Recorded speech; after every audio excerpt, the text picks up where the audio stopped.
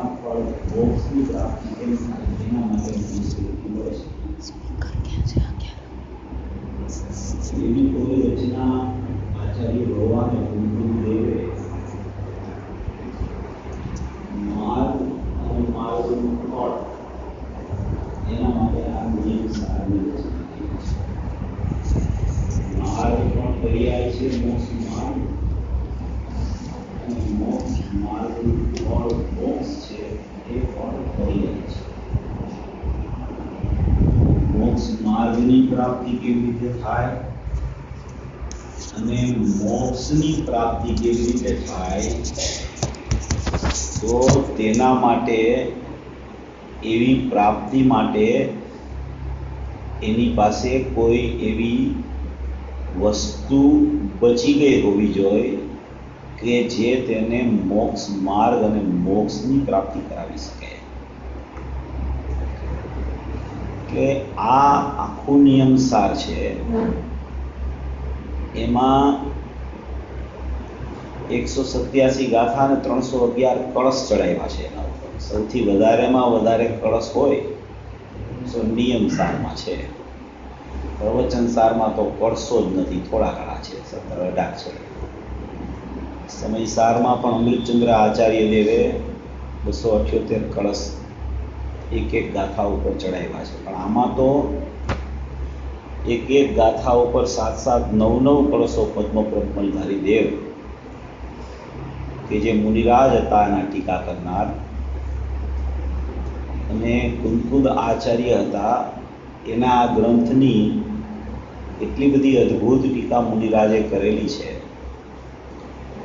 જેમ સમયસારજી પરમાગમની ટીકા કરવામાં અમૃતચંદ્ર આચાર્યની કોઈ એવી વિશેષતા રહેલી છે કે જ્યારે કુંકુદ આચાર્ય ભગવાન કોઈ ગાથાનું અસ્થિથી વર્ણન કરે તો અમૃતચંદ્ર આચાર્ય દેવ એનું નાસ્તિથી વર્ણન કરીને અસ્થિ સિદ્ધ કરે. એવી કોઈ અમૃતચંદ્ર આચાર્યની શૈલી છે.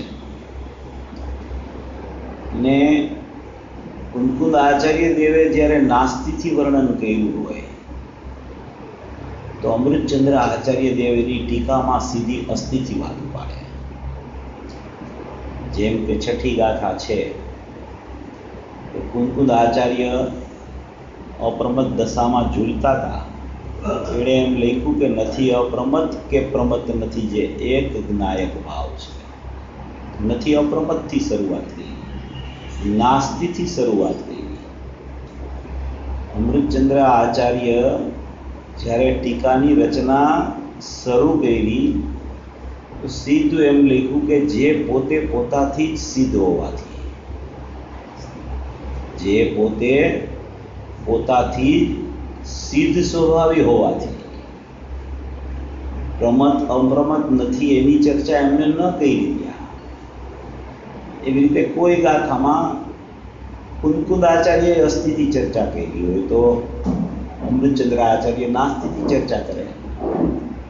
એટલે અપ્રતિબુદ્ધ જીવ જ્યાંથી સમજી શકે ત્યાંથી આચાર્ય ભગવાન એ વાત ઉપાડે છે. ખાલી અસ્થિની વાત કરે તો નાસ્તિ રહી જાય, એટલા માટે અમૃતચંદ્ર આચાર્ય દેવ નાસ્તિની વાત કરે, અને કુંકુદ આચાર્ય નાસ્તિની વાત કરે તો અસ્થિ ન રહી જાય, માટે અમૃતચંદ્ર આચાર્ય દેવ અસ્થિની વાત કરે. એવી કોઈ શૈલી છે સમયસારની. એવી જ રીતે આ નિયમસારની કોઈ એવી અપૂર્વ શૈલી છે. આમાં પણ કુંકુદ આચાર્ય દેવ જે વાત કરે, જેમ કે માર્ગ અને માર્ગનું ફળ. માર્ગ એટલે મોક્ષ માર્ગ, અને મોક્ષ માર્ગનું ફળ મોક્ષ. તો એ મોક્ષ માર્ગ કેવી રીતે પ્રગટ થાય, અને મોક્ષ માર્ગ પ્રગટ થયા પછી એ મોક્ષ માર્ગ મોક્ષનું કારણ બને, એનું નામ વ્યવહાર, અને વાસ્તવિક એનું કારણ શું એ પદ્મપ્રમલધારી દેવ બતાવે. એવી કોઈ અપૂર્વ શૈલીથી નિયમસારની રચના થઈ. જ્યાં જ્યાં કોઈ કાર્યની ચર્ચા જોવા મળે શુદ્ધ રત્નત્રય સ્વરૂપ મોક્ષ માર્ગની ચર્ચા જોવા મળે કે મોક્ષની ચર્ચા દેખાય તો એ કાર્ય સ્વભાવ છે, એ કાર્યની ઉત્પત્તિ છે, એ પ્રગટ થયેલા ભાવની ઉત્પત્તિ છે, એ શુદ્ધતાની ઉત્પત્તિ છે. તો એ શુદ્ધતાની ઉત્પત્તિ થઈ તો એ શુદ્ધતાની ઉત્પત્તિ કેવી રીતે થાય, કોને કારણ બનાવીને થાય, કોને અનુસરીને થાય? શુદ્ધતાની ઉત્પત્તિ પ્રગટ થવામાં એનું કારણપણું બહારમાં છે કે એનું કારણપણું અંદરમાં છે? એવી શૈલીથી પદ્મપ્રબમલધારી દેવ આ નિયમસારમાં વાત ઉપાડે. એટલે કોઈ પણ ગ્રંથની રચના કોઈ આચાર્ય કરે અને એની ટીકા કોઈ મુનિરાજ કરે, જેમ કે આ પદ્મપ્રબમલધારી દેવ મુનિરાજ છે, કે એની ટીકા કોઈ આચાર્ય કરે, પણ એ ગાથામાં જે નિરૂપણ આવ્યું હોય એમાં અસ્થિ હોય તો એ નાસ્તિ બતાવે, એમાં માર્ગનું ફળ ને માર્ગ બતાવ્યો હોય તો એનું એક કારણ બતાવે.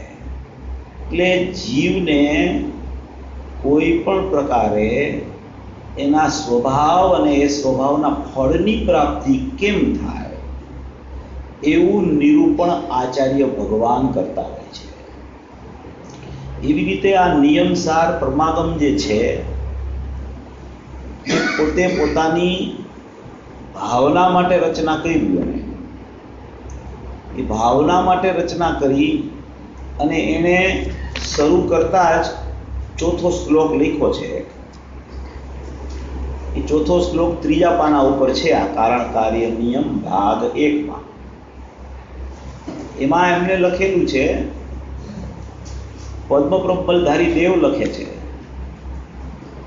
કે ભવ્યોના મોક્ષને માટે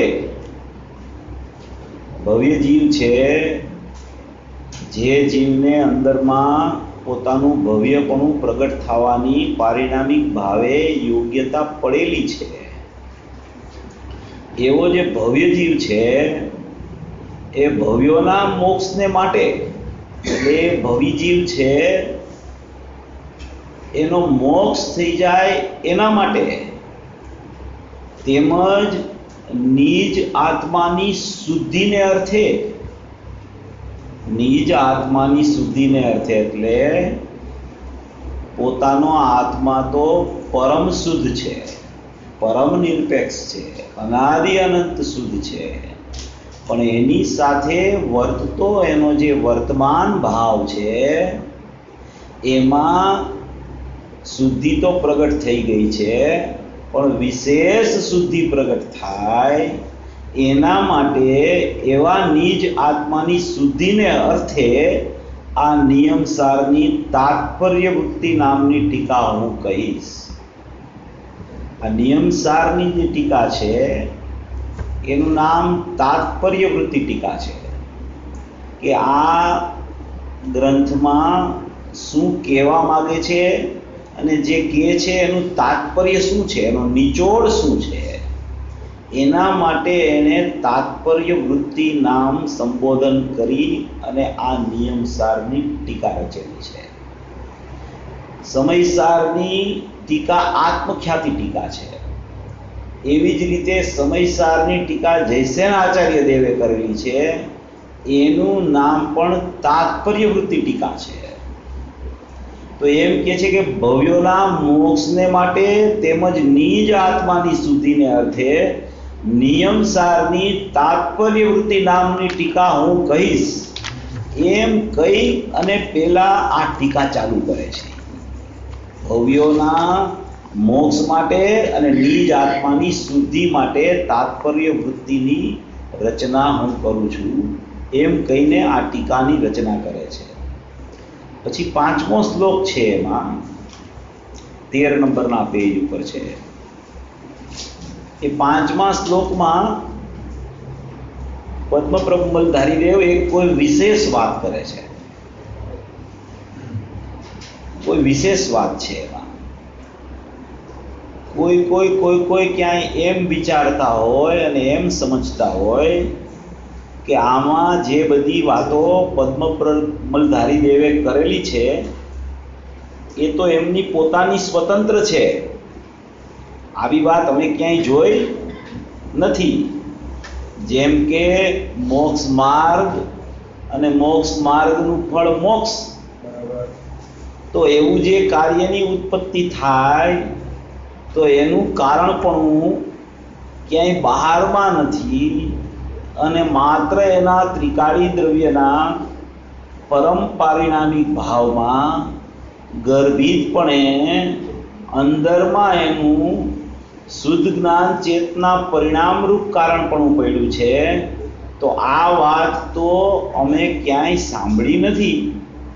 આ વાત તો ખાલી પદ્મબ્રહ્મલધારી દેવે જ કરેલી લાગે છે. એના માટે પદ્મબ્રહ્મલધારી દેવ એનો આધાર આપીને 5મો કળશ લખે છે.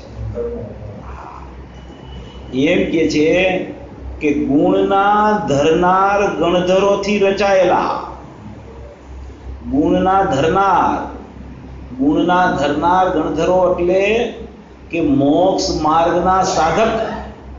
ગુણના ધરનાર એટલે ત્રિકાળી દ્રવ્યના ગુણના ધરનાર તો એ ખરા, પણ ગુણ એટલે દોષને ટાળી અને જે પ્રગટ થતો ગુણ છે એવા ગુણના ધરનાર ગણધરો,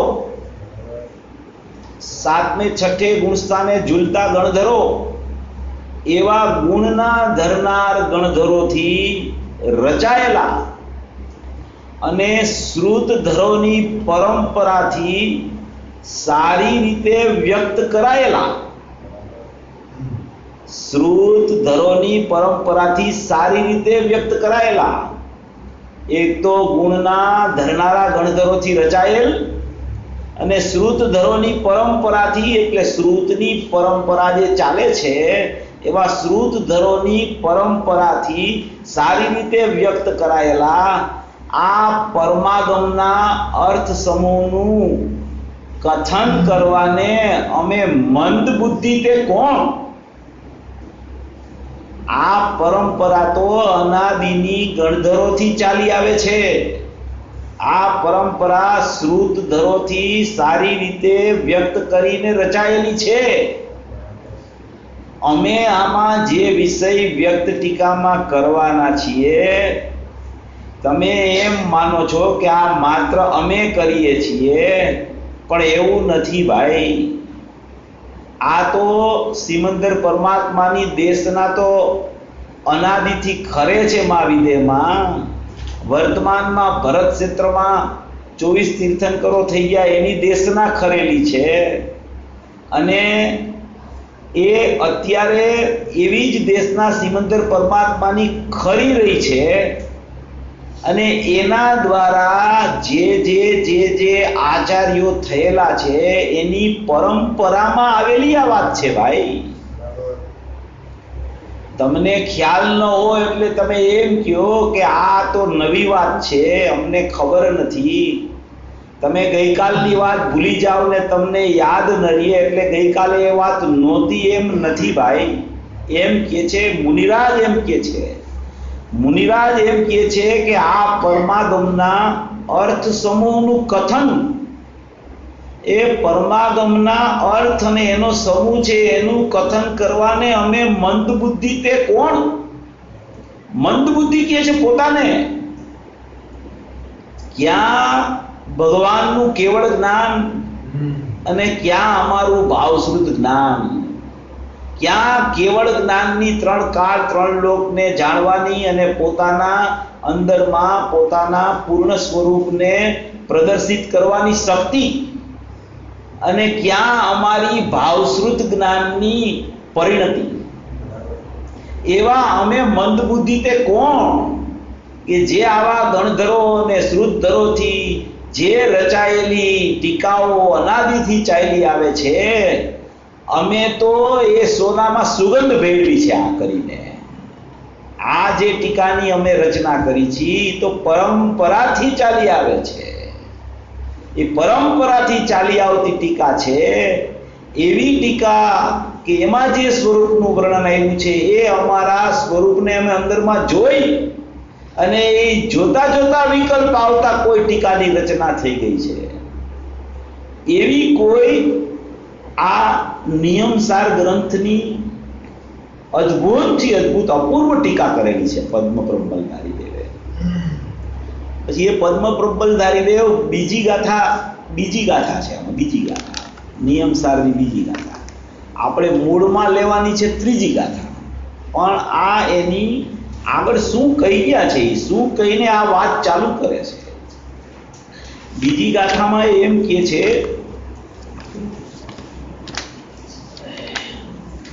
પેજ નંબર 33 છે. બીજી ગાથામાં એમ કહે છે કે માર્ગ અને માર્ગ ફળ એમ બે પ્રકારનું જીન શાસનમાં કથન કરવામાં આવ્યું છે. માર્ગ છે એ મોક્ષ ઉપાય છે અને તેનું ફળ નિર્વાણ એટલે મોક્ષ છે. મોક્ષ માર્ગને કારણ કહે અને મોક્ષને કાર્ય કહે. એ વ્યવહાર છે. એ શા માટે વ્યવહાર છે? જ્યારે બે પર્યાય વચ્ચેની ચર્ચા ચાલતી હોય ત્યારે સમ્યક દર્શન જ્ઞાન ચારિત્રાણી મોક્ષ માર્ગ રૂપી પર્યાય જો જીવને પ્રગટ ન થઈ હોય તો કોઈને સીધો મોક્ષ ન થઈ શકે. પહેલું પગથિયું સમ્યક દર્શન છે. એ ધર્મનું મૂળ છે સમ્યક દર્શન, અને ખરેખરો ધર્મ ચારિત્ર છે. દર્શન મૂલો ધમો ચારિત્ર ખલુદમો. દર્શન એ ધર્મનું મૂળ છે. જ્યાં સુધી સમ્યક દર્શનની પ્રાપ્તિ ન થાય ત્યાં સુધી એને સમ્યક દર્શન ન પ્રાપ્ત થયું હોય અને કોઈને મોક્ષની પ્રાપ્તિ થઈ જાય એવો કોઈ બનાવ બનતો નથી. સમ્યક દર્શન પછી પણ ઓછામાં ઓછો અંતર્મૂર્તનો કાળ ચારિત્ર અને મોક્ષ થવા માટે લાગે છે. એટલે અહીંયા એમ કે છે કે મોક્ષ માર્ગ છે તે ઉપાય છે અને મોક્ષ છે તે ઉપેય છે, એટલે કે એનું ફળ છે. તો એને કારણ કે અને ઓને કાર્ય કે, તો જ્યારે બે શુદ્ધ પર્યાયની વચ્ચે કારણ કાર્ય સિદ્ધ કરવા હોય ત્યારે કોઈ એક શુદ્ધ પર્યાય હોય તો જ એની પરંપરામાં પૂર્ણતાની શુદ્ધ પર્યાયની પ્રગટતા થાય. એ બતાવવા માટે અહીંયા મોક્ષ માર્ગને ઉપાય અને નિર્વાણ ઉપેય મોક્ષને કહેવામાં આવ્યું છે. ખરેખર મોક્ષ માર્ગનું કારણ પણ અંદર ધ્રુવમાં છે અને મોક્ષનું કારણ પણ અંદર ધ્રુવમાં પડેલું છે. એટલે એમાં કહે છે કે મોક્ષ ઉપાય માર્ગ છે એ મોક્ષ ઉપાય છે અને તેનું ફળ નિર્વાણ છે. પછી સૌથી નીચે 4 લીટી છે ટીકામાં. નિજ પરમાત્મ તત્વના, નિજ પરમાત્મ તત્વ એટલે નિજ એટલે પોતાનું, પરમાત્મ તત્વ એટલે ત્રિકાળી જ્ઞાયક ભાવ, શુદ્ધ ચૈતન્ય વસ્તુ માત્ર, અભેદ સ્વભાવ, અખંડ સ્વભાવ, સકળ નિરાવરણ સ્વભાવ, પ્રત્યક્ષ પ્રતિભાસમય સ્વભાવ, ભૂતાર્થ સ્વભાવ. જ્યારે પણ જોવો ત્યારે એવો ને એવો હોય એવો જે સ્વભાવ એને નિજ પરમાત્મ તત્વ કહેવામાં આવે છે. એવું નિજ પરમાત્મ તત્વ પ્રત્યેક જીવ પાસે વર્તમાનમાં મોજૂદ છે, ભૂતકાળમાં મોજૂદ હતું, અનંત કાળ સુધી મોજૂદ હોય છે. જ્યાં એની સામું જોવે છે, જ્યાં તેની દ્રષ્ટિ કરે છે, જ્યાં એના સન્મુખતા કરે છે, જ્યાં તેનું લક્ષ કરે છે, જ્યાં એને નિજ પરમાત્મ તત્વ ખ્યાલમાં આવી જાય છે, ત્યાં જ સમ્યક શ્રદ્ધાન જ્ઞાન અનુષ્ઠાન રૂપ, ત્યાં જ સમ્યક શ્રદ્ધાન, સમ્યક જ્ઞાન અને સમ્યક આચરણની ઉત્પત્તિ થઈ જાય છે. તો એવો શુદ્ધ રત્નત્રયાત્મક માર્ગ જે છે એ કેવો બતાવે છે આમાં કે એ શુદ્ધ રત્નત્રયાત્મક માર્ગ પરમ નિરપેક્ષ હોવાથી, પરમ નિરપેક્ષ, માત્ર નિરપેક્ષ નહીં, પરમ નિરપેક્ષ. મુનિરાજ પણ ટીકા કરતા કરતા કેવા શબ્દોની જોડણી કરે છે. નિરપેક્ષ તો સાંભળવું હોય જીવે કે ભાઈ પર્યાય નિરપેક્ષ છે. પર્યાયને કોઈનું કારણપણું કે કોઈ નિમિત્ત લાગુ પડતું નથી. પર્યાય પોતાના સટકારકથી, પોતાની યોગ્યતાથી, પોતાના જ સ્વભાવથી શુદ્ધપણે કે અશુદ્ધપણે જે સમયે, જે દ્રવ્યે, જે ક્ષેત્રે, જે કાળે, જે ભવે, જે ભાવે, જે નિમિત્તે જેમ પરિણમવાની હોય તેમ જ પરિણમે છે. આવું જિનેન્દ્ર ભગવાનનું વચન છે. એને કોઈ ફેરવવા સમર્થ નથી. છ દ્રવ્યોનું પરિણમન સત અને પરિણમન નિરપેક્ષ અને થવા યોગ્ય થયા કરે છે. એમાં આગુ પાછું કોઈ કરી શકતું નથી. એને બધી પર્યાયો પોતાના ત્રિકાળી દ્રવ્યમાં, પારિણામિક ભાવમાં, પોતપોતાના ગુણોમાં જે પર્યાય ગુણની થવાની હોય એ ગુણોમાં પોતાની અનુસ્યુતિથી અનાદિકાળથી અનંતકાળ સુધીની પર્યાયો ગૂંથાયેલી પડેલી છે. એક પર્યાય પણ આગી પાછી કરવા માટે કોઈ સમર્થ નથી. કોઈ એને આગળ પાછળ કરી શકતું નથી. કોઈ જીવ પુરુષાર્થ કરી અને પોતાની પર્યાયને નજીક લઈ આવી શકતો નથી. અને કોઈ પ્રમાદી થાય તો એની પર્યાય દૂર ચાલી જતી નથી. એવું પર્યાયના સટકારકનું સ્વતંત્ર પરિણમન પોતાની યોગ્યતા અનુસાર, પોતાના ગુણોમાં, વર્તમાનમાં એવી અનાદિ અનંતકાળની પર્યાયોનું સત્વ, પર્યાયો નથી અંદરમાં ગુણમાં. પર્યાય તો નામ જ એનું પ્રગટ થાય ત્યારે પડે છે. પ્રગટ થાય એને ઉત્પાદ કહેવામાં આવે છે. પણ પ્રગટ થાય એને ઉત્પાદ કહેવામાં આવે, પ્રગટ થાય ત્યારે પર્યાય કહેવામાં આવે. એ પર્યાયનું સત્વ અંદરમાં પારિણામિક ભાવે પડેલું છે. એ પારિણામિક ભાવે પડેલું છે એટલે રાગ પ્રગટ થાય કે મિથ્યાત્વ પ્રગટ થાય તો એવું મિથ્યાત્વ પ્રગટ થાય એ સત્વ નથી પડ્યું અંદર. રાગ પ્રગટ થાય પર્યાયમાં તો રાગ અંદર નથી. અંદર તો વિતરાગ સ્વભાવી અનંત ગુણોનો સમૂહ રૂપી પોતાનો જ્ઞાયક ભાવ, ત્રિકાળ ભાવ, શુદ્ધ સ્વભાવ એવું નિજ પરમ તત્વ અંદરમાં વિદ્યમાન છે. એમાં પર્યાયો છે જ નહીં. વર્તમાન ઉત્પાદ ત્રિકાળી દ્રવ્યમાં સર્વથા એનો અભાવ છે. માટે તો એનું નામ પર્યાય છે. માટે તો એનું નામ ઉત્પાદ છે. જો અંદર હોય તો એનું નામ ધ્રુવ થઈ જાય. જો પર્યાય અંદર હોય તો એનું નામ નિજ પરમાત્મા તત્વ થઈ જાય. ઉત્પાદ કહેવામાં આવે છે, એને પર્યાય કહેવામાં આવે છે. આ શુદ્ધ તત્વને દ્રવ્ય કહેવામાં આવે છે. તો પર્યાય કોઈ જુદી વસ્તુ છે, દ્રવ્ય કોઈ જુદી વસ્તુ છે. એવી દ્રવ્ય અને પર્યાયનું જોડવું એને પ્રમાણ કહેવામાં આવે છે. પણ એ પર્યાયો પ્રગટ જે પ્રત્યેક સમયે થવાની છે, થઈ ગઈ છે, થશે, થઈ રહી છે, થઈ ગઈ છે, એ બધી પર્યાયો અંદરમાં પારિણામિક ભાવે ગુણ રૂપે એનું સત્વ લઈને અંદરમાં બિરાજમાન છે. ભૂતકાળની પર્યાયો યોગ્યતા લઈને બિરાજમાન છે. ભવિષ્યની પર્યાયો શક્તિરૂપ યોગ્યતા લઈને બિરાજમાન છે.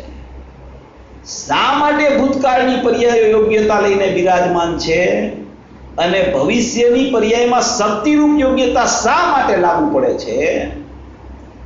કે ભૂતકાળની પર્યાય જે પ્રગટ થઈ એક સમય માટે કાર્ય કરી વ્યય થઈને પારિણામિક ભાવમાં ચાલી ગઈ છે, એ પારિણામિક ભાવે એ પર્યાયનું પ્રગટપણું થઈને વ્યય થઈને ગુણરૂપ થઈ ગઈ છે. એ હવે કદી ઉત્પાદ પામવાની નથી. એક વખત ઉત્પાદ જે પર્યાયનો થઈ જાય છે એ પછી કદી ઉત્પાદ પામતી નથી, એ ગુણરૂપ થઈ એ થઈ.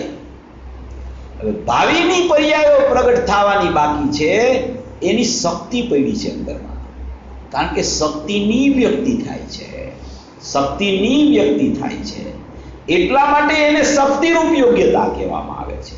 ભૂતકાળની પર્યાયોને માત્ર યોગ્યતા કહેવામાં આવે છે, પણ એ ભૂતકાળની પર્યાયો કે ભવિષ્યની પર્યાયો એ પર્યાયો નથી અંદરમાં.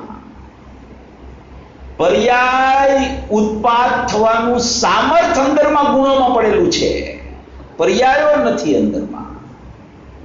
એમ કહી અને શું બતાવવું છે કે અંદરમાં ગુણોરૂપી સ્વભાવ, જ્ઞાન દર્શન ત્રિકાળ ઉપયોગ રૂપી સ્વભાવ, એવો પોતાનો અભેદ કારણ પરમાત્મા વિદ્યમાન છે કે જે શુદ્ધતા રૂપી પર્યાયો, શુદ્ધ રત્નત્રય, સમ્યક દર્શન, સમ્યક જ્ઞાન ને સમ્યક અનુષ્ઠાન રૂપ શુદ્ધ રત્નત્રયાત્મક માર્ગ પરમ નિરપેક્ષ હોવાથી મોક્ષનો ઉપાય છે. ચર્ચા નિરપેક્ષ ને પરમ નિરપેક્ષ ઉપર ચાલે છે. નિરપેક્ષ પર્યાયને કહેવામાં આવે છે કે કોઈ પણ બાહ્ય કારણની અપેક્ષા જે ન રાખતી હોય પર્યાય, એને નિરપેક્ષ કહેવામાં આવે. અને એ જ પર્યાય ખરેખર પોતાના સટકારકથી ધ્રુવની પણ અપેક્ષા વગર પ્રગટ થાય એટલે એને પરમ નિરપેક્ષ કહેવામાં આવે. બહારનું કોઈ કારણપણું પર્યાયના પરિણમનને લાગુ ન પાડવા માટે નિરપેક્ષ કીધી છે, અને અંદરનું કોઈ કારણપણું જ્યારે પર્યાયના પ્રગટ ઉત્પાદથી એને જોવામાં આવે ત્યારે એ પર્યાયનું કારણ કાર્યપણું પર્યાયમાં જ છે, બીજે ક્યાંય નથી. જ્યારે આશ્રયની અપેક્ષાએ ચર્ચા કરવામાં આવે ત્યારે એનું કારણપણું અંદર ત્રિકાળી ધ્રુવમાં મળ્યું છે. એક જોવાની પદ્ધતિ પર્યાયને પર્યાયથી છે કે આ પર્યાય પ્રગટ થઈ, આ રાગની પર્યાય પ્રગટ થઈ, આ વિતરાગતાની પર્યાય પ્રગટ થઈ, આ મિથ્યાત્વની પર્યાય પ્રગટ થઈ, આ સમ્યકની પર્યાય પ્રગટ થઈ. એ પ્રગટ થતી પર્યાય ઉત્પાદ રૂપે થઈ, તો એ ઉત્પાદ રૂપે પર્યાય પ્રગટ થઈ એનું કારણ કોણ? તો કે ઉત્પાદનું કારણ ઉત્પાદ છે. ઉત્પાદનું કારણ ધ્રુવ પણ નથી ને ઉત્પાદનું કારણ પર પણ નથી. એ પર્યાયની સટકારકની સ્થિતિ છે, એ પર્યાયની યોગ્યતા અનુસાર એનું પરિણમન છે, એ પર્યાયની ક્રમબદ્ધતા છે, એ પર્યાય કોઈના સહારા વગર પ્રગટ થાય છે, એ સ્વતંત્રપણે અંદરથી ઉત્પાદ પામે છે. ધ્રુવ એને બહાર નથી મોકલતો કે હવે તમારો ક્રમ આવ્યો છે તમે બહાર જાઓ. એ સ્વતંત્ર ઉત્પાદ પામે છે, સ્વતંત્ર ઉત્પાદ થાય છે, પોતાની સ્વશક્તિથી ઉત્પાદ પામે છે, કોઈની અપેક્ષા નથી. એને પોતાનું સટકારકનું પરિણમન પ્રદર્શિત કરતી પ્રગટ થાય છે. એવી જે પર્યાય પ્રગટ થાય તો એ પર્યાયને તમે પર્યાયથી જુઓ તો એ પર્યાયનું બધું પર્યાયમાં છે, કારણ કાર્ય સટકારક યોગ્યતા ક્રમબદ્ધપણું જે કાંઈ જુઓ એ તેમાં છે. જ્યારે એ પર્યાયની શુદ્ધતા પ્રગટ થઈ, શુદ્ધતા પ્રગટ થઈ તો અવલંબન કોનું હતું? તો શુદ્ધતા પ્રગટ થઈ તો કે એ અવલંબન નિયમથી એનું ત્રિકાળી દ્રવ્યમાં હોય છે, અને ત્રિકાળી દ્રવ્યમાં અવલંબન હોય છે ત્યારે પણ એ ત્રિકાળી દ્રવ્યમાં એ પર્યાયની કાર્યરૂપી પ્રગટતા થવા માટેનું કોઈ કારણપણું પણ ત્યાં અંદરમાં કારણ પરમાત્મામાં એક એની સાથે રહેલો ભાવ છે એમાં પડેલું છે. એવી કોઈ સ્થિતિનું વર્ણન કરવા માટે આ વાત બધી ઉપાડે છે. પરમ નિરપેક્ષ કીધો મોક્ષ માર્ગને, પરમ નિરપેક્ષ છે. પૂજ્ય ગુરુદેવ શ્રીના પ્રવચનમાં વારંવાર આ ચર્ચા આવે કે પર્યાયો છે પોતાના સટકારકથી થાય છે. તમે ક્રમબદ્ધનું પુસ્તક એ બહાર પાડ્યું છે, એમાં બધો વિષય છે, અને વારંવાર ગુરુદેવ તો સટકારકની ચર્ચા તો એની મુખ્યપણે આવતી હોય. વર્ણીજી સાથે ચર્ચા થઈ તો પણ સટકારકમાં 50 62 ગાથાનો આધાર આપે કે પરથી નિરપેક્ષ છે પર્યાય. તો કે પણ પર્યાય પરથી નિરપેક્ષ છે તો રાગ થશે તો એ તો પર્યાયનો સ્વભાવ થઈ જશે. પૂજ્ય ગુરુદેવ શ્રીએ કીધું કે એ પોતાના સતપણાથી જ પર્યાયનો વિભાવ સ્વભાવ પર્યાયમાં રહેલો છે, એને કોઈની અપેક્ષા છે જ નહીં. પોતાથી પોતાનું પરિણમન સટકારકથી સ્વતંત્રપણે નિરપેક્ષ થયા કરે છે. એટલે એવી ક્રમબદ્ધતા તો પહેલામાં પહેલા જીવને બેસવી જોઈએ. તો પછી પ્રશ્ન આવે કે આમાં પુરુષાર્થ શું? આ મોટો ક્વેશ્ચન માર્ક, મોટો પ્રશ્ન, સૌથી મોટામાં મોટો પ્રશ્ન દરેક જીવનો. સૌથી મોટો પ્રશ્ન આવે તો પછી અમારે પુરુષાર્થ શું કરવો? થવા યોગ્ય જો બધું થતું હોય અને એમાં અમારું કાંઈ કર્તવ્ય ન હોય, અમે કાંઈ કરી શકતા ન હોય, તો અમારે પુરુષાર્થ કરવો શું? પુરુષાર્થની વ્યાખ્યા જ ખરેખર જીવે ગુરુદેવના માધ્યમથી ગ્રહણ નથી કરી. જો ખરેખર પુરુષાર્થની વ્યાખ્યા એના ખ્યાલમાં આવી હોય, પુરુષાર્થનું સ્વરૂપ ખરેખર એને ખબર પડી હોય, તો ક્રમબદ્ધ પર્યાય પણ બેસી જાય ને અકર્તા સ્વભાવ પર દ્રષ્ટિ પણ ચાલી જાય. આ નિયમ છે, આ નિયમની ચર્ચા ચાલે છે. નિયમ એટલે મોક્ષનો માર્ગ, અને સાર એટલે કે વ્યવહાર રત્નના પરિણામથી રહિત એવું શુદ્ધ રત્નત્રય, એને નિયમ સાર કહેવામાં આવે. તો કે પુરુષાર્થ શું? આમાં પર્યાય ક્રમબદ્ધ છે, પર્યાય સટકારકથી થાય છે, પર્યાય થવા યોગ્ય થાય છે, એની યોગ્યતા અનુસાર પરિણમે છે. હું એનો કરતા નથી, હું એનો ભોગતા નથી, હું એનું કારણ નથી. તો પછી આમાં પુરુષાર્થ શું કરવો? ગુરુદેવે ઘણી જગ્યાએ કીધી વાત. યથાર્થ સમજણ એનું નામ પુરુષાર્થ છે. આ સિદ્ધાંતિક વ્યાખ્યા છે પુરુષાર્થની. પર્યાયને વાળવી એ પુરુષાર્થ નથી, કારણ કે પર્યાયને કોઈ દ્રવ્ય તરફ વાળી શકતું જ નથી. પર્યાય સ્વતંત્ર વર્તી પરિણમે છે, એને વાળવા કોઈ સમર્થ નથી. જો એને વાળવા કોઈ સમર્થ હોય તો હરિયંત ભગવાન 13મે ગુણસ્થાને 1 કરોડ પૂર્વનું આયુષ્ય લઈને ન બિરાજમાન હોય,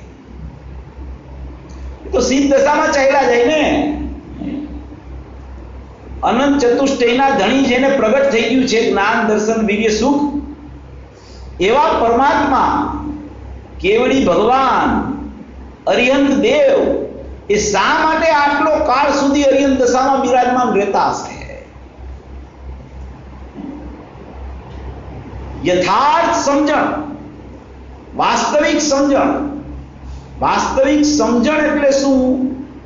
જેવું દ્રવ્યનું સ્વરૂપ છે એવું એના જ્ઞાનમાં યથાર્થ રૂપે સમજણમાં હોવું જોઈએ, અને જેવું પ્રગટ થતી પર્યાયનું સ્વરૂપ છે એ પણ એના જ્ઞાનમાં યથાર્થ રૂપે સમજણમાં હોવું જોઈએ. અને એ પર્યાયો પ્રગટ થાય છે, એ પર્યાયોનું સત્વ ક્યાં પડ્યું છે એ પણ એના જ્ઞાનમાં યથાર્થ સમજણ હોવી જોઈએ. સમજણ યથાર્થ હોય તો ક્યારેય જીવને કોઈ પણ પ્રકારની આકુળતા થતી જ નથી. જ્યાં સમજણ ઉપર જીવ જાય છે ને, યથાર્થ જ્ઞાન ઉપર જીવ ચાલ્યો જાય છે, એને ખ્યાલ આવે છે કે મારો તો સ્વભાવ જાણવું છે. માત્ર હું તો જાણનાર તત્વ છું. મારો સ્વભાવ જાણવું જાણવું જાણવું જાણવું જાણવું એવો મારો સ્વભાવ છે. કોને જાણવું કોને ન જાણવું એ જુદો વિષય, પણ જાણવું મારો સ્વભાવ છે. પ્રથમમાં પ્રથમ તો હું જાણનાર તત્વ છું અને જાણવું મારો સ્વભાવ છે. જે પર્યાય જેમ થાય બસ એવો મારો જાણવું એવો સ્વભાવ, જેવું દ્રવ્ય છે એ જાણવું એવો મારો સ્વભાવ. એવો જ્યાં સુધી એને જ્ઞાનના સ્વભાવનો ભરોસો નથી આવતો ત્યાં સુધી એને જ્ઞાનમાં યથાર્થ નિર્ણયની ભૂમિકા નથી આવતી.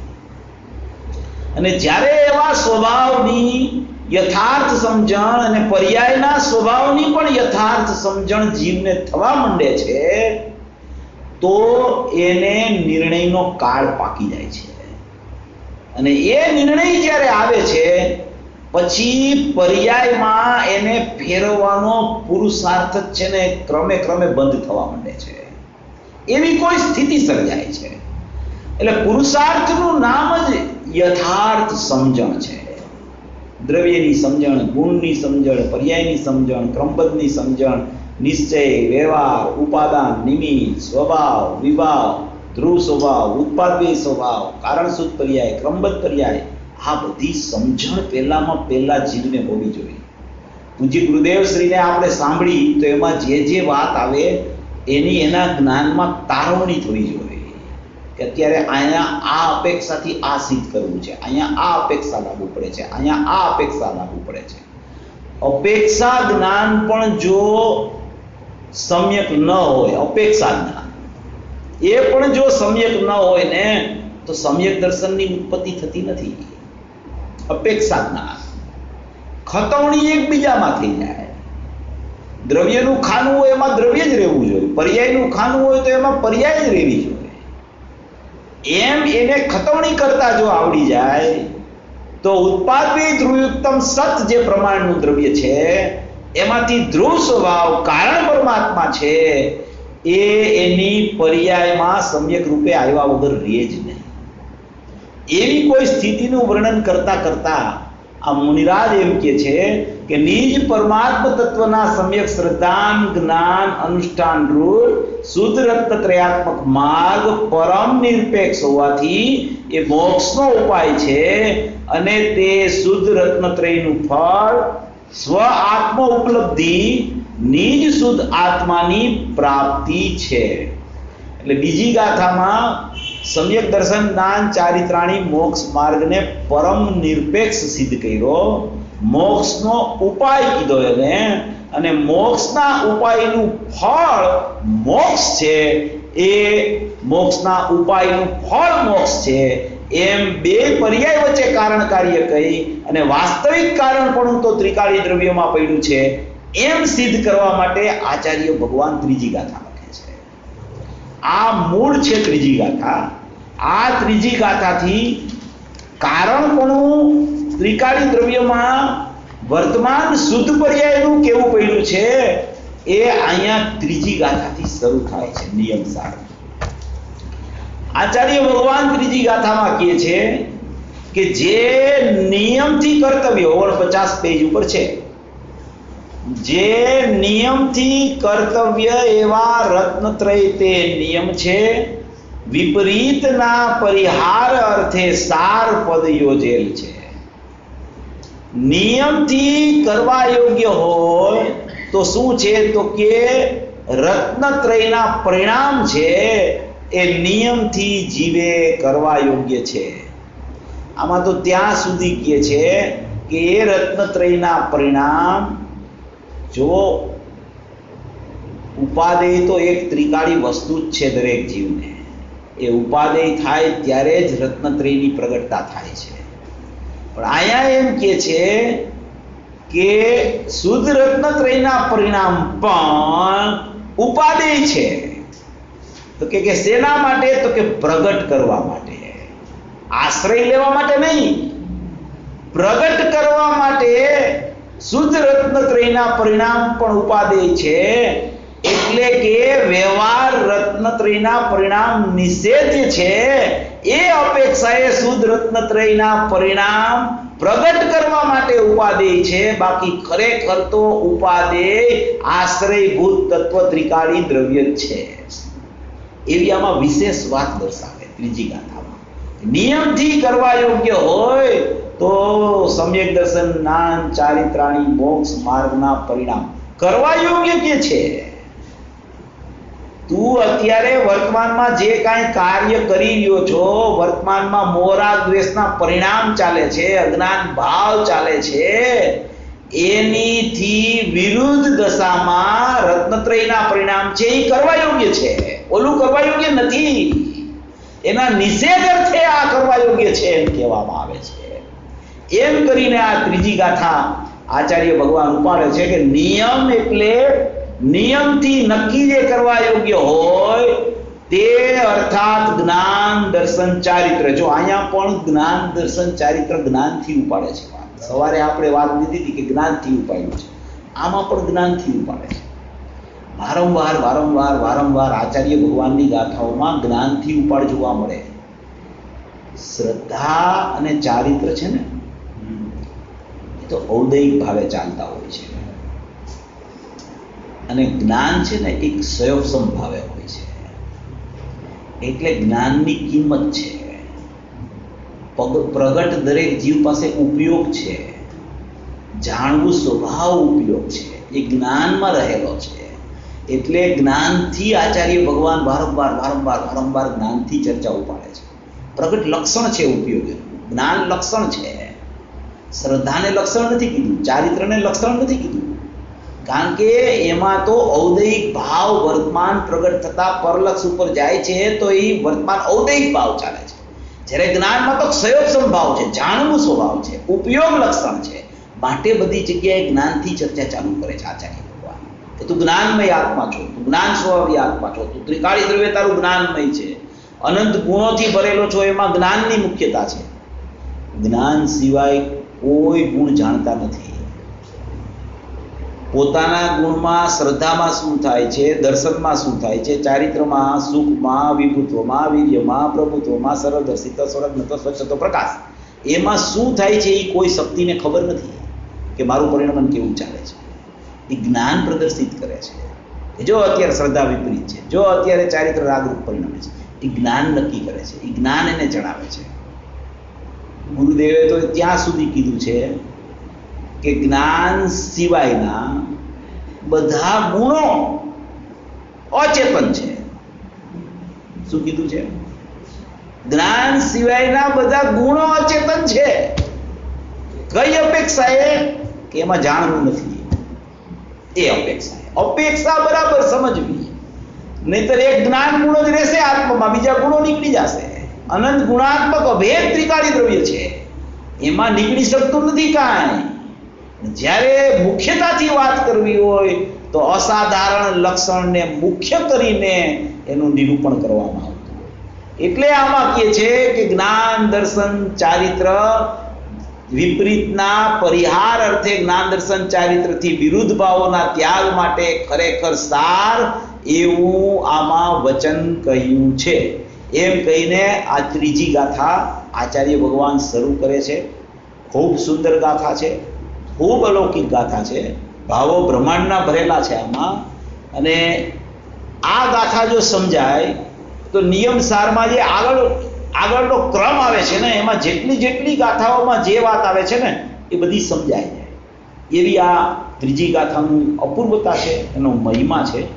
સર્વભવી જીવો આવી અપૂર્વ ગાથા નિયમસાર પરમાગમ જે આચાર્ય ભગવાને નિજ પોતાની ભાવના અર્થે રચિત કરેલું છે, એનો સાર, એનો ભાવ સમજી અને મોક્ષ માર્ગમાં પ્રયાણ કરે એવી મંગળ ભાવના.